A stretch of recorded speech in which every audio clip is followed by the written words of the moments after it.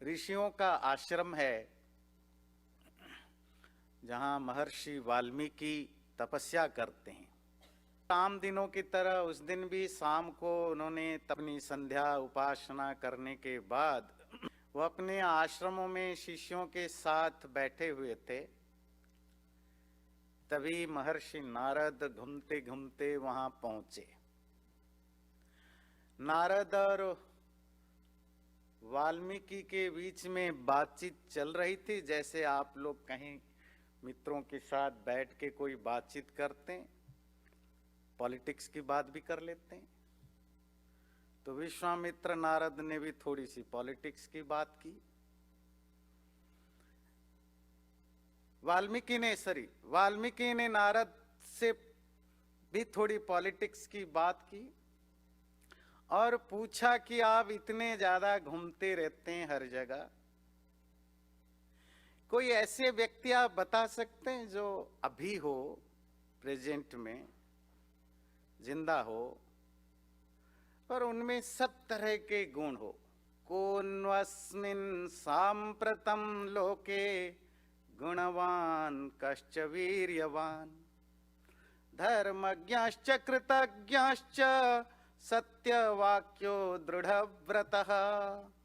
इस धरती में कौन जो अभी भी जीवित है, जो हर तरह के एक्सीलेंट गुणों से भरा है, जिसमें भरपूर शक्ति माइट भी है, पर जो पूरी तरह धर्म को समझता है, लाइफ में पालन करता है, जो फुल ऑफ ग्रैटिट्यूड रहता है, कृतज्ञ है, जो लाइफ में सच्चाई को इम्प्लीमेंट करता है, जो अपने जो कमिटमेंट कर दिया उस पर टिका रहता है, और चारित्रेण च को युक्त सर्वभूतेषु को हितः विद्वान कः कसमर्थश्च कश्चैक प्रियदर्शन।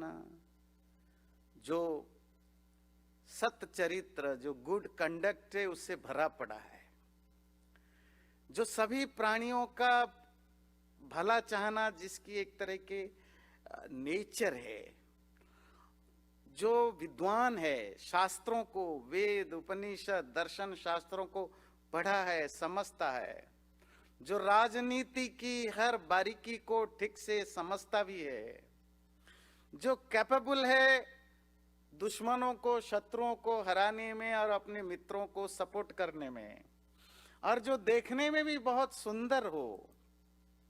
आत्मवान को जित क्रोधो द्वितीमान को न सूयकः कस्य विभाति देवाश्च जातरोषस्य संयुगे। और जो बहुत कंट्रोल्ड हो, जो अपने इंद्रियों पर, मन पर कंट्रोल रख पाता हो, जिसकी लाइफ बहुत रेगुलेटेड हो, फुल ऑफ ब्रिलियंस हो, चमकता हो, किसी के प्रति कोई जेलेसी, कोई एनवी, ईर्ष्या का उसके अंदर भाव ना हो, पर जब उसको गुस्सा आए तो बड़े से बड़े दुश्मन भी कांपें। ऐसे और भी बहुत सारे क्वेश्चन के साथ वाल्मीकि ने पूछा।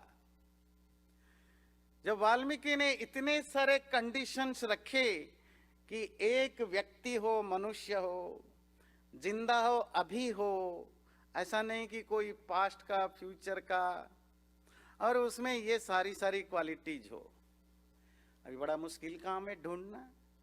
मतलब दो चार इनमें तो किसी में भी हो सकता है। कोई देखने में बड़े सुंदर होगा पर अंदर से काला होगा, हो सकता है ऊपर से खराब हो, अंदर से अच्छा हो। कोई बहुत पावरफुल होगा, हो सकता है वो हम्बल ना हो। कोई सेंस ऑफ ग्रैटिट्यूड से भरा हो पर उसकी गुस्सा यूजलेस हो। तो गुस्सा यूजफुल होना भी बहुत जरूरी है ना। तो सारे गुण तो एक में मिलना मुश्किल है।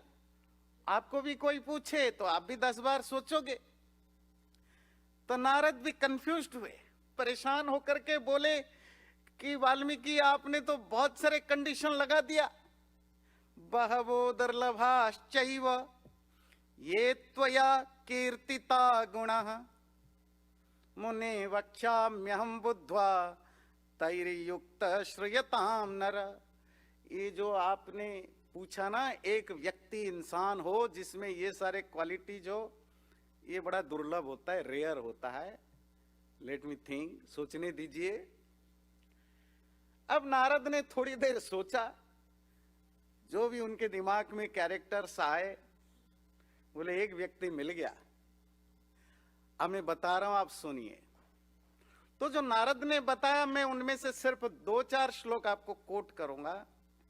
इक्ष्वाकु वंश प्रभवो रामो नाम जनै श्रुत नियतात्मा महावीर्यो द्वितीमान धृतिमान वशी।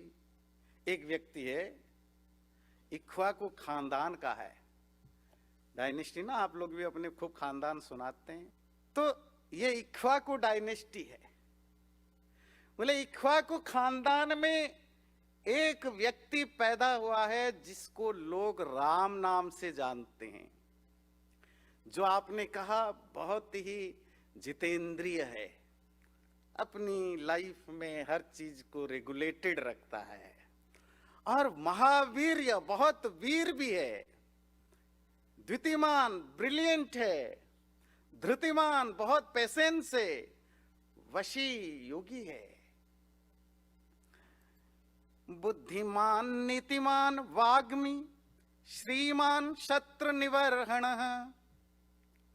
और इंटेलिजेंट भी है, स्मार्ट है, और पॉलिटिक्स के जितने भी दाव पेंच सब समझ में आता है, बोलने में भी गुड स्पीकर है, ओरेटर है, देखने में भी सुंदर है, और शत्रुओं को लड़ाई में शत्रुओं को चने चबाने वाले।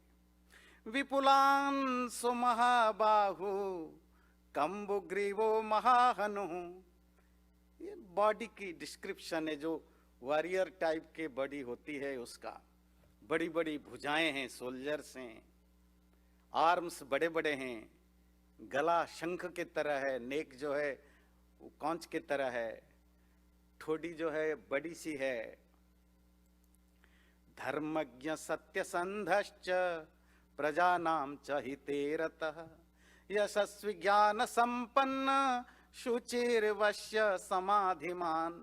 धर्म को ठीक ठीक समझता भी है और अपनी लाइफ में, दूसरों के नहीं, अपने लाइफ में प्रैक्टिस भी करता है। सत्य जो बोलता है, जो कमिट करता है, उस पर टिके रहता है। प्रजा नाम, जो भी उसकी प्रजाएं हैं। वाल्मीकि और नारद की जब ये बातचीत हो रही है, बैकग्राउंड में बताऊं, फिलहाल राम राजा बन चुके हैं, लंका से वापस आकर के राजा बन चुके हैं, और तभी दूसरे किसी जंगल में, आश्रम में वाल्मीकि और नारद की ये डिस्कशन चल रहा है। जो अपने प्रजाओं के, अपनी जो देश के रहने वाले नागरिक हैं, उनके लिए जान देने को तैयार हैं। बड़े फेमस है दुनिया भर में, बहुत नॉलेजेबल है, लर्नड हैं, शुचि, मेंटली फिजिकली हर तरह से प्योर हैं, प्योस हैं, और समाधिमान, बहुत अटेंटिव हैं। वो तो बहुत सारे एडजेक्टिव है, मैं सिर्फ 2-4 श्लोक कोट किया आपको थोड़ी ऑथेंटिसिटी देने के लिए।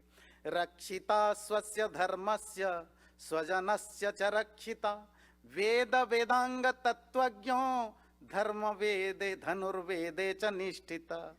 अपने धर्म का प्रोटेक्टर भी है और अपने लोगों का भी प्रोटेक्ट। अच्छे लोगों का लक्षण ध्यान रखिए, जरूरी नहीं राजा हो, अपने लोगों का, जिन्हें उनके साथ, जो उनके साथ जुड़े हुए हैं, उनका भी प्रोटेक्शन करता है। और वेद वेदांग अर्थात जो वेदादि शास्त्र हैं, उन सबको पढ़ना, पढ़ा हुआ, समझा हुआ, और धनुर्वेद जो वार टेक्नोलॉजी है, लड़ाई की जो शास्त्र हमारे यहाँ जिसको धनुर्वेद कहते हैं, उस धनुर्वेद पर भी वो बहुत अच्छा ज्ञान रखते हैं।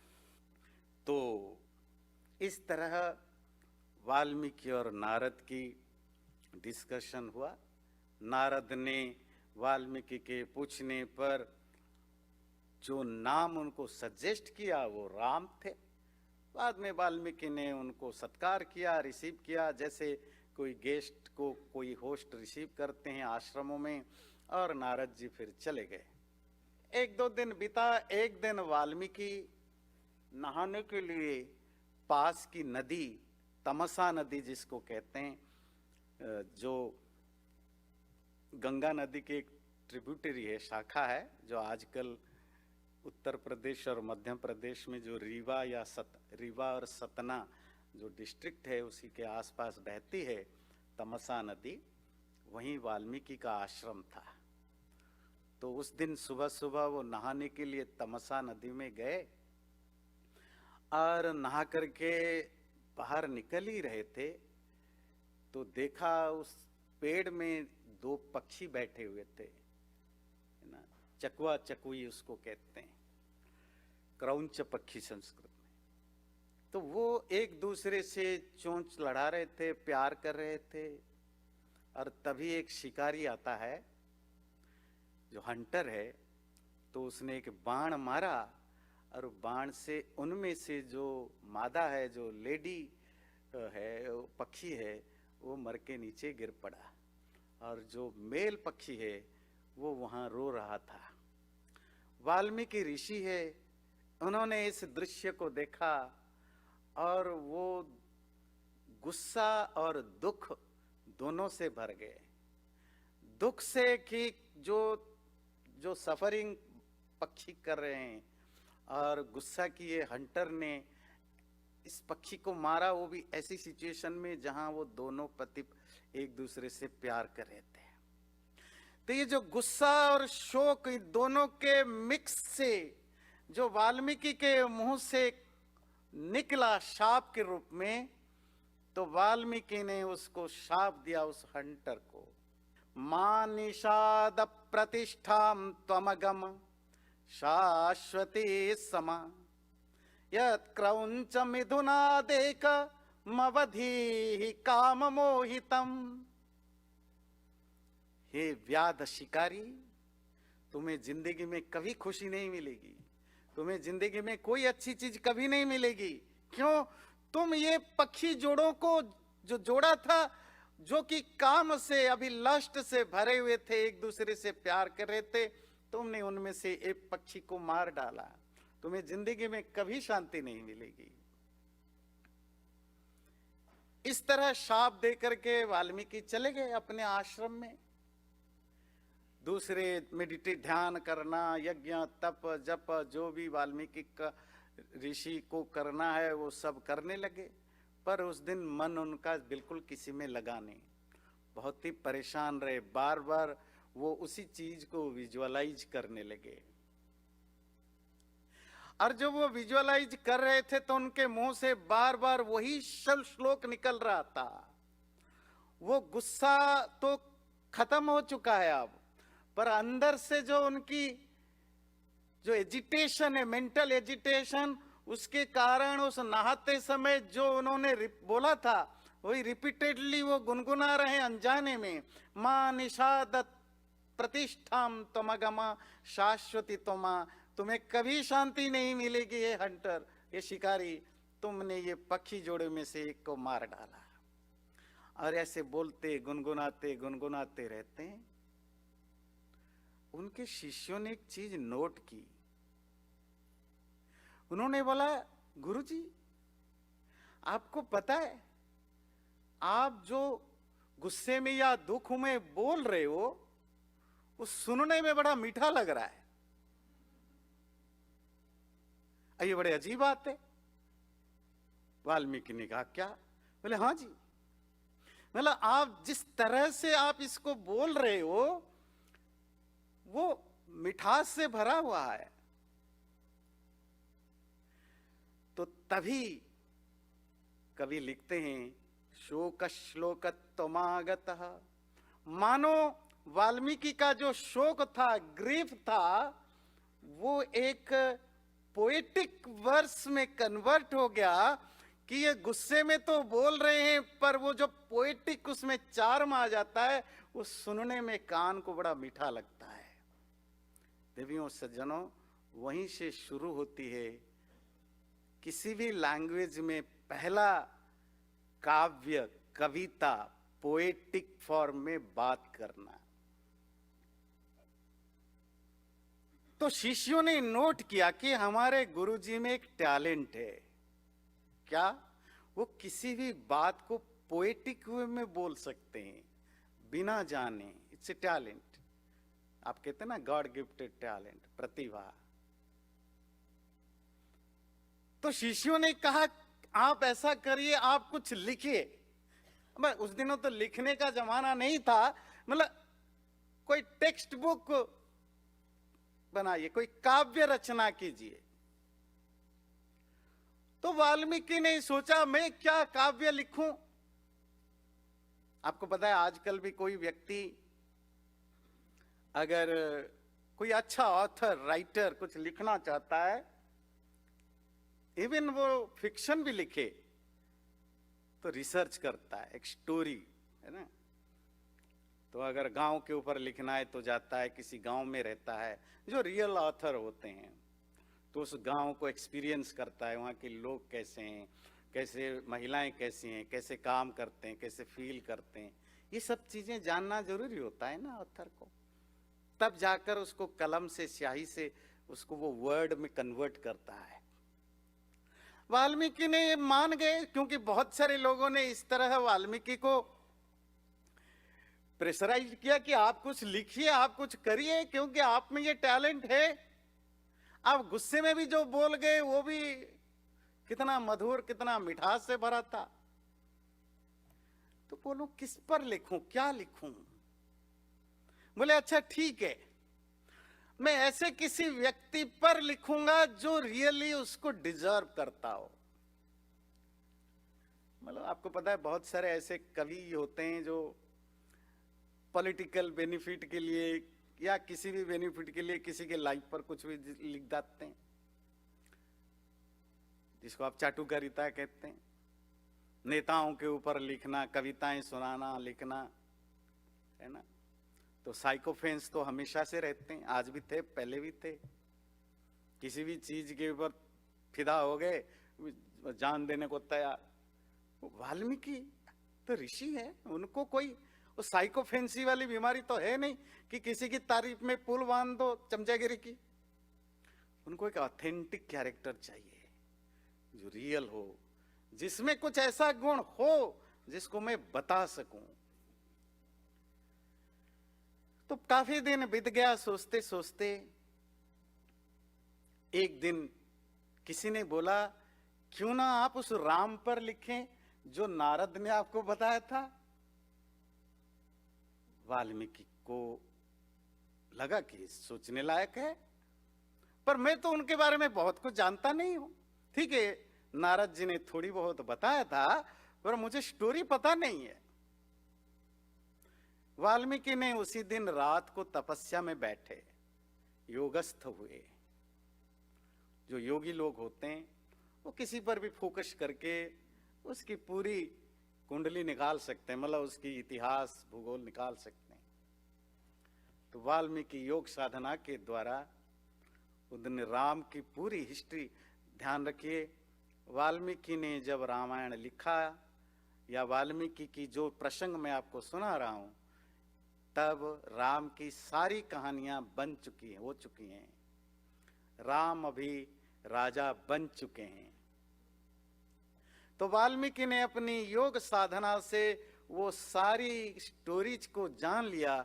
आज की भाषा में कहें, किसी ऑथर ने रिसर्च करके पूरी स्टोरी की सच्चाई को कलेक्ट किया। अब वाल्मीकि को लिखना है उस राम के ऊपर। इसीलिए जो ग्रंथ उनको लिखना था उसका नाम दिया रामायण। राम तो राम आप जाने, अभी बताया। अयन कहते हैं जर्नी, यात्रा। किस चीज की जर्नी? जो लाइफ की जर्नी है, पैदा होने से लेकर अभी तक। वाल्मीकि ने राम की लाइफ को वहीं तक बताया जहां तक वो राजा थे, उसके बाद नहीं बताया।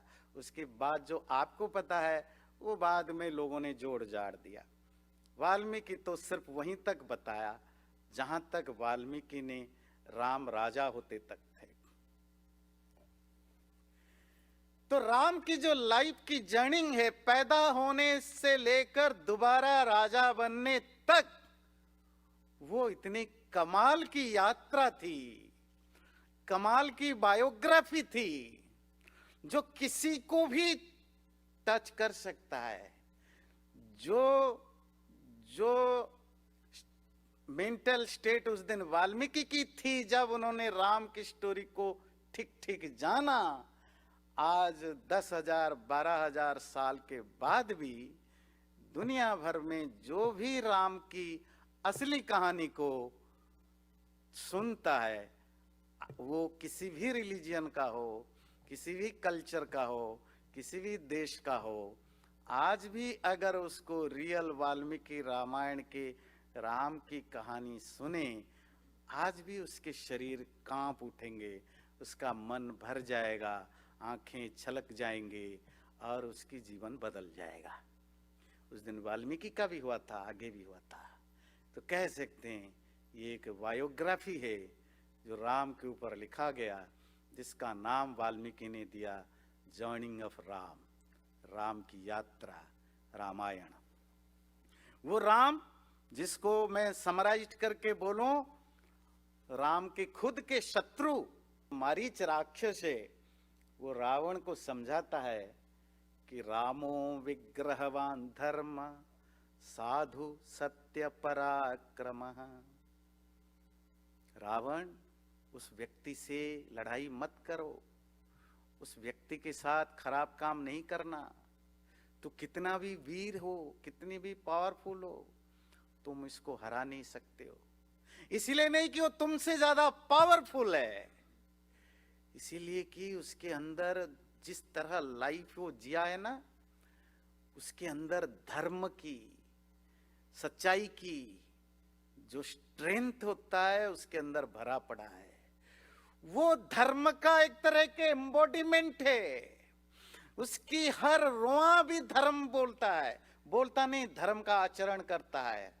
उसकी दिल की हर धड़कन में धर्म, क्या राइट है, क्या रॉन्ग है, क्या करना चाहिए, क्या नहीं करना चाहिए, वो उसके रोए रोए में बसा है। उसने लाइफ में सोचने में भी कोई गलत चीज नहीं सोचा है। उसकी वो जो इनर स्ट्रेंथ है, तुम उसके सामने टिक नहीं सकते हो सकता है तुम बलशाली हो। ये शत्रु, राम का शत्रु ही राम को बताता है। तो ऐसे एक राम के बारे में हम चर्चा करेंगे, उसी महान वाल्मीकि कवि की भाषा में चर्चा करेंगे।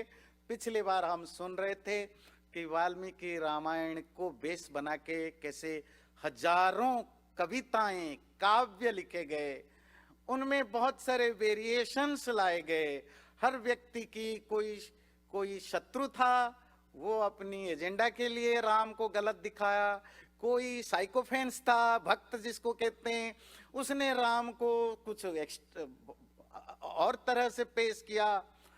ठीक है, अलग अलग एंगल से आप किसी भी तरह से देखें, पर एक रियल राम की रियल स्टोरी जानने के लिए तो जो राइटर है, जो राम को अपने जीते जी जिन्होंने देखा जाना है, उसी के नजरिए से जब आप राम को देखेंगे तो आपको समझ में आएगा राम क्या है।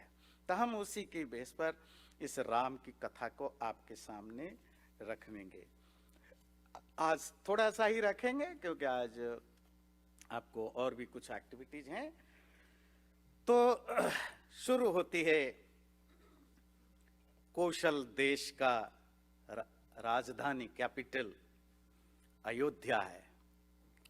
ध्यान रखिए, राम अयोध्या के राजा नहीं थे। राम अयोध्या के राजा बोलना वैसे ही है जैसे कोई कहे बाइडेन वाशिंगटन डीसी का प्रेसिडेंट है। बिल्कुल वैसे ही है कोई कहे नरेंद्र मोदी दिल्ली का प्राइम मिनिस्टर है। वाशिंगटन डीसी कैपिटल है, दिल्ली कैपिटल है। देश था कौशल, उस कौशल देश के राजधानी है अयोध्या, जहां सूर्यवंश के इक्ष्वाकु डायनेस्टी हमेशा राज करते रहे हैं। उस इक्ष्वाकु डायनेस्टी में राम 64वां जनरेशन है। छोटे छोटे अक्षर में नाम आप पढ़ नहीं पाएंगे, ये वाल्मीकि रामायण में ही राम की पूरी डायनेस्टी की डिटेल है। मैं भी सारा नहीं पढ़ूंगा क्योंकि 64 लोगों का नाम पढ़ना मुश्किल है। मनु से लेकर इक्ष्वाकु से लेकर 64 नंबर, ये छोटे अक्षर में आपको दिखेगा नहीं, ये 64 यहाँ है, 94 तक का, मतलब राम के बाद भी, और 30-35 जनरेशन का यहाँ मैंने कलेक्ट किया है। पर जो रिसेंट है, राम के पिता दशरथ थे जो 63वां 63rd जनरेशन के हैं, इक्ष्वाकु खानदान के। उनके जो दादाजी थे राम के, वो अज थे, वो भी एक बहुत बड़े महान राजा रहे। उनके जो परदादा थे रघु थे, वही रघु जो आप बोलते हो, रघुकुल नंदन राघव रघुनंदन, वो उसी रघुकुल, वो उनके परदादा थे। और ये रघु, अज, दशरथ और राम, ये 4 चीजें आप जानते हैं। पर वो उस इक्ष्वाकु खानदान के 64वां जनरेशन में राम, लक्ष्मण, भरत, शत्रुघ्न आते हैं। अब हम आते हैं रियल चीज पर। दशरथ राजा हैं इक्ष्वाकु कुल के 63वां 63rd जनरेशन के, बहुत ही धार्मिक हैं। धार्मिक इन द सेंस क्या होता है कि कभी कभी वर्ड की मीनिंग चेंज हो जाती है। आजकल किसी को धार्मिक बोलो तो हम समझ बैठते हैं सुबह शाम उठता होगा, पूजा पाठ करता होगा, चंदन तिलक लगाता होगा, गले में कोई माला डाली होगी, जप तप करता होगा। ऐसे व्यक्ति को हमारे सनातन धर्म में इनको धार्मिक नहीं कहा जाता था। ये नया ट्रेंड है धार्मिक बोलने का।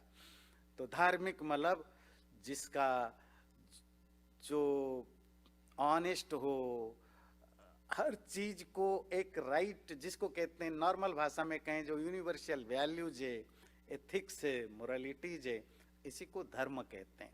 उन सबको पालन करने वाला, अपनी प्रजाओं में बहुत ही पॉपुलर राजा थे। उनकी जो देश की नागरिक है उनको बहुत पसंद करते थे। धर्म, अर्थ, काम, इन तीनों के लिए पूरी तरह डेडिकेटेड थे। धर्म मतलब जो राइटस थिंग्स हैं, अर्थ कहते हैं वेल्थ प्रॉस्पेरिटी, काम कहते हैं सेंसुअल प्लेजर। किसी भी इंसान के ये 3 बेसिक एस्पिरेशंस होते हैं, वो अपने लोगों के ये तीनों को भरने के लिए हमेशा कोशिश करते रहते थे। और उनकी 3 पत्नियां थी। स्टोरी आप जानते हैं, मैं स्टोरी को बहुत डिटेल में नहीं बताऊंगा, आप सब रामायण को सुने हुए हैं। पर स्टोरी चलेगी तो बीच बीच में जो इंफॉर्मेशन आपको मिलेगा। 3 पत्नियां थी, कौशल्या, कैकेयी, सुमित्रा, पर उनके बच्चे नहीं थे। कौशल्या की एक बच्ची हुई थी, बहुत पहले बेटी हुई थी, जिसकी चर्चा हम आगे करेंगे। वो उनको किसी को गोद देना पड़ा। अभी तक वो सब निसंतान ही थे। तो दशरथ को चिंता थी, एज बढ़ रहा है, बूढ़े होते जा रहे हैं और बच्चे नहीं है। तो ध्यान रखिए, ये जो दशरथ के 4 बच्चे हैं वो दशरथ के बुढ़ापा में आए।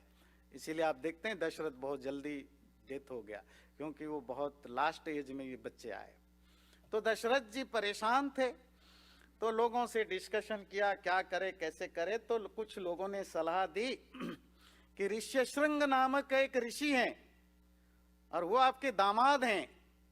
आप उस अपने दामाद से अगर यज्ञ करवाएं, पुत्रेष्टि यज्ञ, बेटे पाने के लिए एक स्पेसिफिक यज्ञ, तो हो सकता है वो इतने पावरफुल हैं, वो ऋषि इतने ज्यादा तपस्वी हैं, उनकी तपह के प्रभाव से और उनकी यज्ञ से आपके संतान शायद हो सकते हैं।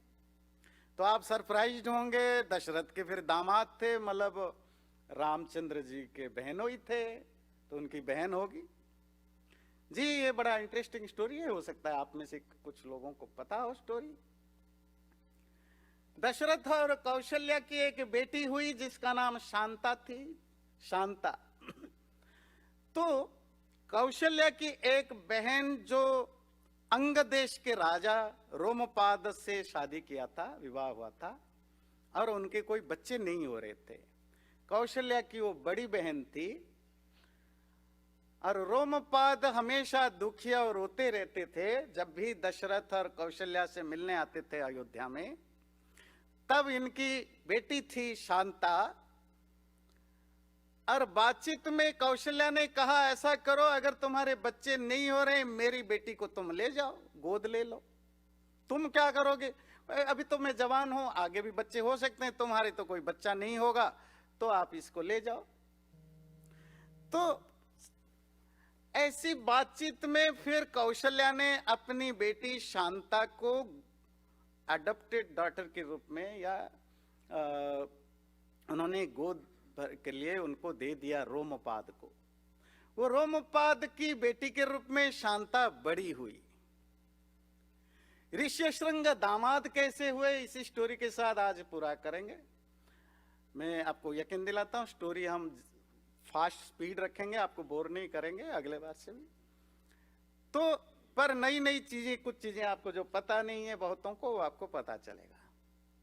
और वाल्मीकि रामायण के बेस पर ऋष्यशृंग ऋषि बहुत बड़े ऋषि से तपस्वी थे, उनका विवाह नहीं हो पा रहा था। ये भी एक गलतफहमी आप लोगों में कि भी आजकल ये जो बाबा सन्यासी होते हैं शादी नहीं करते, ये हमारे यहाँ ट्रेडिशन नहीं था। ये बुद्धिस्ट ट्रेडिशन से हमने ये मोंक ट्रेडिशन लिया। हमारे ऋषि मुनि भी आम लोगों की तरह विवाह ही करते थे, बच्चे भी होते थे। सब ऋषि मुनियों को कोई एक आधा ऋषि मिलेगा जो जिन्होंने विवाह नहीं किया। ऋष्यशृंग की शादी नहीं हो पा रही थी क्योंकि उनके सर पर ये एक सिंह की तरह थोड़ा ऐसे उठा हुआ था, तो देखने में अगली थे, अच्छा नहीं थे। तो उनको कोई बेटी नहीं देता था, कोई लड़की उनको पसंद नहीं करती थी, तो उनको ये दुख था।